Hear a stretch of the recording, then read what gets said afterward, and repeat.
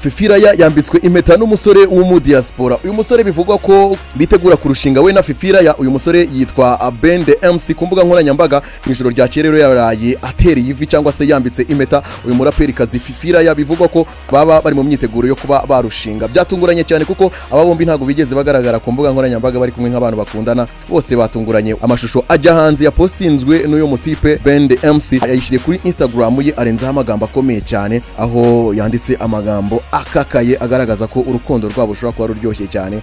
Amaze gushyira kuri Instagram video igaragaza ko yamaze kwambika impeta uyu Fifi Raya, yarengejeho amagambo atomora uyu mukobwa anamuha ikaze muri famiye. Ari nayo mpamvu abantu benshi bahise bavuga bati aba bombi bashobora kuba bagiye kuba barushinga. Yanditse ati iwacu bungutse umuntu ubuntu, bungutse ingenzi, bungutse undi mwana kandi umukazana barahirwa, nanjye nungutse undi nge ngira nkugire bya burundu, iyi mihigo inyuza Imana, wavutse mu mfura ushatse mu zindi. Ayo ni amagambo uyu mutipe Bende MC yashyize kuri Instagram yiwe atakagize uyu mukobwa. Ariko nanone Fifi Raya nawe yavuze ko inkuru nziza y'urukundo ari yanditswe n'Imana. Yanditse ati 10 kurindi ubu wamaze kuba umugabo wanjye byemewe. Hanyuma aba bombi rero Fifi Raya ndetse na Bende MC ku mbuga nkoranyambaga amafoto yabo akomeje gucicikana cyane, abantu bavuga bati utwaye rudasumbwa di. Ku mbuga nkoranyambaga amaproposal yabaye menshi cyane kubera ko n'uwitwa Regis nawe tayali yamaze kuba yambika impeta uwitwa Vanessa. Hamwe ku mbuga nkoranyambaga baravuga bati